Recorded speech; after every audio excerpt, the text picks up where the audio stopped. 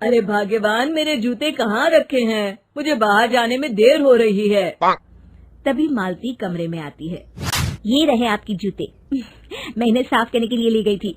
अरे वाह, तुम कितनी समझदार हो। मेरे बिना कुछ कहे ही सारे काम कर देती हो।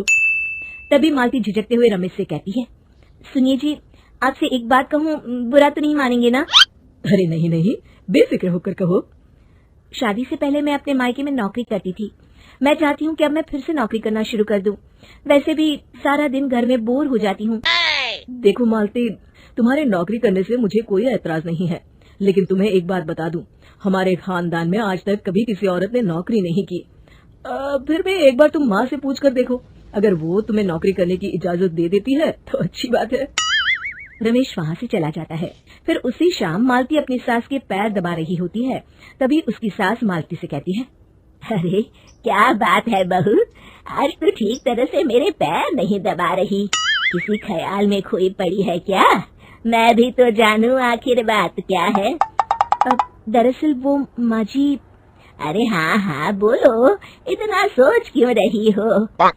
माँ जी, अगर आप बुरा न माने तो मैं नौकरी करना चाहती हूँ। घर के काम करने के बाद मेरे पास काफी वक्त बच जाता है। मालती की ये बात सुनकर उसकी सास गुस्से में कहती है, अरे बहू, तेरी तबीयत तो ठीक है ना? आज ये कैसी बहकी बातें कर रही है? भला हमारे खानदान में आज तक कभी किसी औरत ने नौकरी की है जो तू नौकरी करने की बात कर रही है, हैं? अरे बहू, तू क्या रिश्तेदारी में हमारी नाक कटाना चाहती है? जितना जल्दी हो सके अपने दिमाग से नौकरी का भूत उतार दे। और अब जा, जल्दी से रसोई में जा, खाना बनाने का वक्त हो रहा है। मालती मन मार कर खाना पकाने के लिए रसोई घर में चली जाती है। अगले दिन, नमस्ते माँ जी, कैसी हैं आप? अरे आओ आओ दिवाकर बेटा, बैठो, मैं तुम्हारे लिए चाय मंगाती हूँ। बहू, जरा एक कप चाय तो लेती आना। फिर दिवाकर एक फाइल खोलकर मालती की सास के सामने रख देता है। ये देखिए माँ जी, ये है पिछले महीने का हिसाब और ये रहे मुनाफे के रुपए। एक बार हिसाब देख लीजिए और इन कागजों पर अपने दस्तखत कर दीजिए। अरे दिवाकर बेटा, मैंने भला आज तक कभी तेरा हिसाब देखा है जो अब देखूंगी। ला बता, कहाँ दस्तखत करूँ? तभी मालती चाय लेकर वहाँ आ जाती है और अपनी सास को बिना कागजातों को पढ़े इस तरह लापरवाही से दस्तखत करते हुए देखकर हैरान रह जाती है। अच्छा माँ जी, अब मैं चलता हूँ, फैक्ट्री में बहुत काम है। फिर दिवाकर वहाँ से चला जाता है। कुछ दिनों बाद मालती बाजार में कुछ सामान खरीद रही होती है। तभी एक बूढ़ा आदमी उसे आवाज देता है, अरे मालती बेटी, कैसी हो? मुझे पहचाना? मैं तुम्हारी कंपनी में मुनीम का काम करता हूँ। हाँ चाचा जी, मैं आपको बिल्कुल पहचानती हूँ। कहिए, कैसे हैं आप? मैं तो ठीक हूँ, कंपनी में कुछ भी ठीक नहीं चल रहा, यहाँ तक कि हमें ठीक वक्त पर तनख्वाह भी नहीं मिलती। ये आप क्या कह रहे हैं?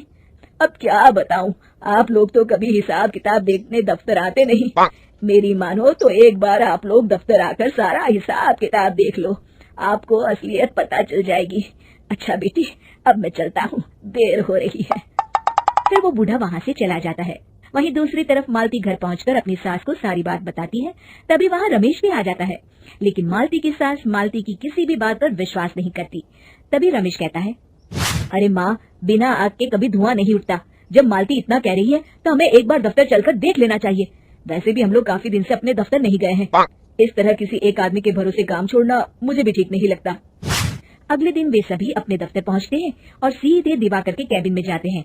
अचानक सबको एक साथ देखकर दिवाकर चौंक जाता है। अरे माँ जी, आप सब लोग अचानक यहाँ कैसे आ गए? अगर कुछ काम था तो मुझे एक फोन कर दिया होता, मैं आपके घर आ जाता। तभी मालती की सास कहती है, अरे दिवाकर बेटा, आज मैं हिसाब देखने दफ्तर आई हूँ, जरा मुझे पिछले 6 महीनों का हिसाब दिखाना तो बेटा। दिवाकर घबराते हुए हिसाब की फाइल मालती की सास को देता है। मालती की सास फाइल लेकर मालती को देती है और कहती है, ले बहू, देख ले हिसाब। मालती फाइल को बड़े गौर से देखती है और अगले ही पल उसे सारी गड़बड़ी समझ में आ जाती है। वो अपनी सास से कहती है, माँ जी, मुनीम चाचा बिल्कुल सही कह रहे थे।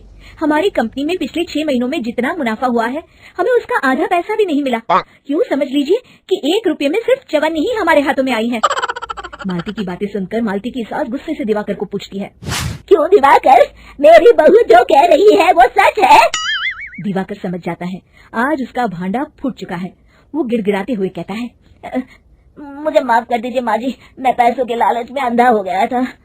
अरे वाह दिवाकर, तू तो एक नंबर का चोर निकला। इतने दिनों से मैं तुझ पर आंख बंद करके भरोसा करती रही और तू मुझे ही चुना लगाता रहा। अभी के अभी निकल यहाँ से और दोबारा अपनी शक्ल मत दिखाना। दिवाकर वहाँ से भाग जाता है।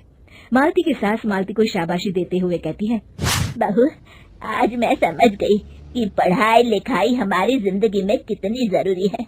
मैं बहुत किस्मत वाली हूँ जो मुझे तुझ जैसी बहू मिली है।